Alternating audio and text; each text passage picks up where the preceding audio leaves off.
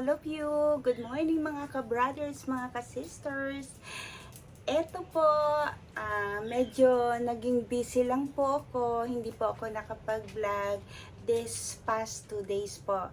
Pero po, nagbabalik na naman po sa inyo ang inyong kasama-tsari Pinay in Taiwan.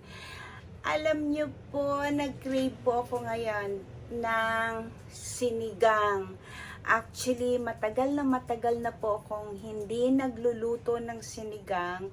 Kasi once na magluluto po ako ng sinigang, napaparami po ang kain ko talaga. Okay, so pero hindi ko na po matiis. Talagang kailangan ko na pong kumain ng sinigang. Kaya yun po ang lulutuin natin. Ang paborito ng mga Pilipino, sinigang. Kahit naman po sa ang bansa, basta natikman nila ang sinigang na Pilipino, papatok sa kanilang panlasa. Okay po, so magluto po tayo ng sinigang today. Samahan niyo po ako. Yan po, pinakuluan ko na po yung karne. Yung first kulo niya, yun yung itatapon natin. And then later on, gagamit po ako ng pressure cooker para lumambot po yung karne. Okay, see you then. Hello po, ito na po. Natapos na po siya sa pressure cooker. Then, inilabas ko na po siya. Dinagdagan ko po siya ng tubig. Then, ready na po siya for sibuyas.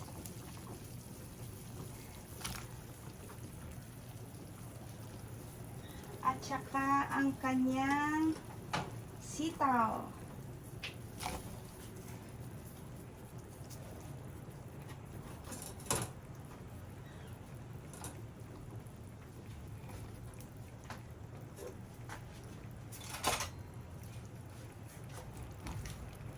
So, pwede na po natin siyang lagyan. Lagay na po natin yung sili. Pwede na po siyang lagyan ng ng patis. Actually, napaka dali lang po magluto ng sinigang. Kahit na nga ho bata, kayang-kayang magluto ng sinigang. Hintayin po natin ulit siya. Opo, mga kasama-tsari, ito na po yung ating sinigang. So, today, mag-mukbang po tayo ng sinigang.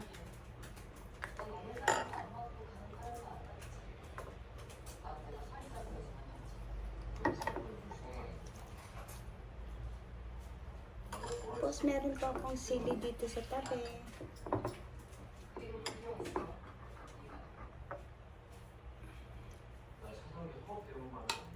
Yung aking sinigang po, nilagyan ko po siya ng tokwa.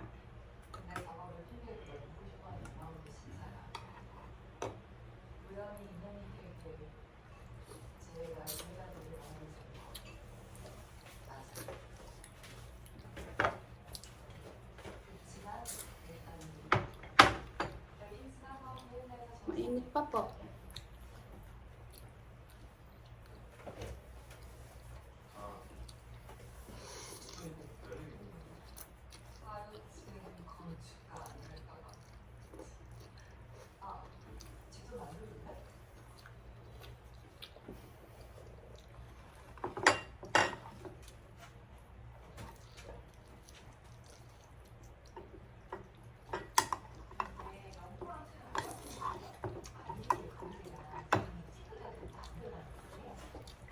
Kasabay ko po ang aking anak, kaya lang ayaw niya po magpa-video.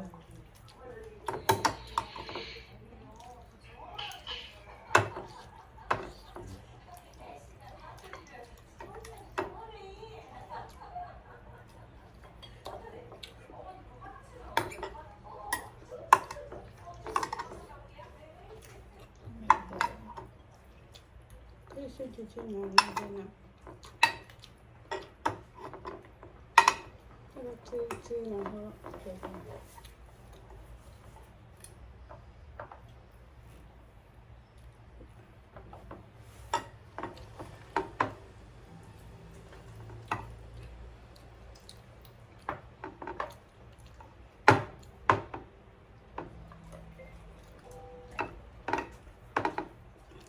Opo po.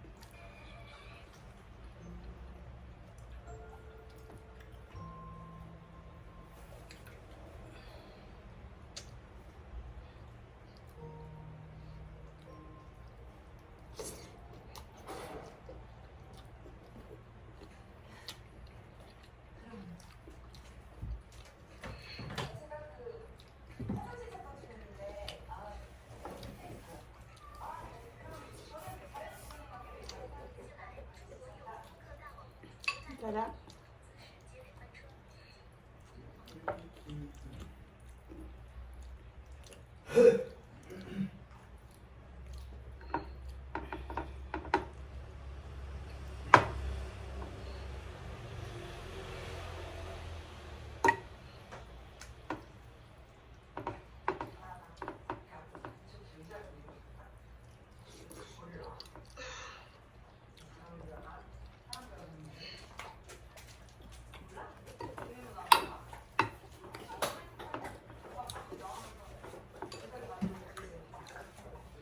Thank you.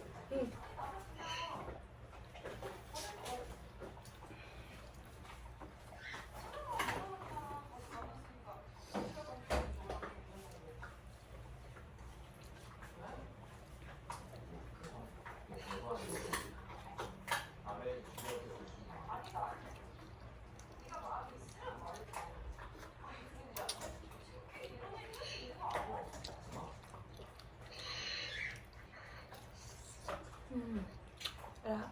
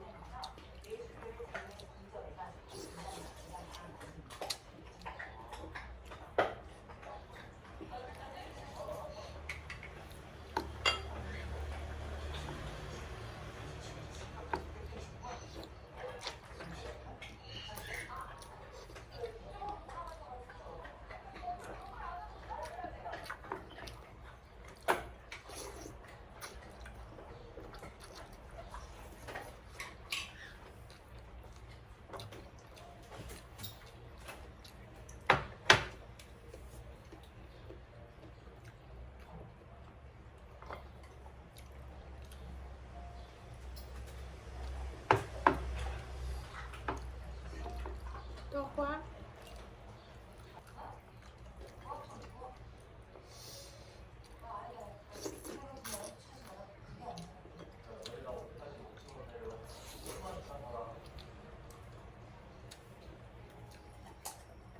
Napakasarap po. Talaga paborito ng lahat ng Pilipino ang sinigang.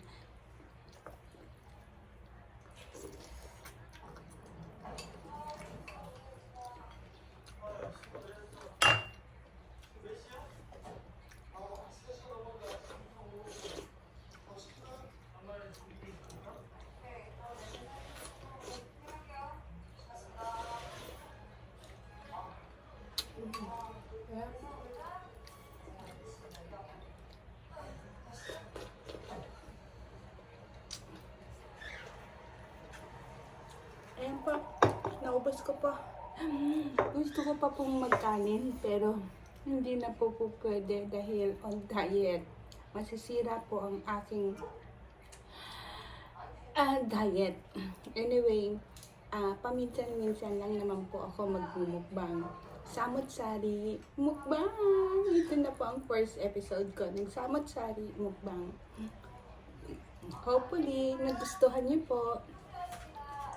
Siyempre, ang unang mukbang isang aking paboritong sinigang na baboy. Napakaasim po ng aking ginawa.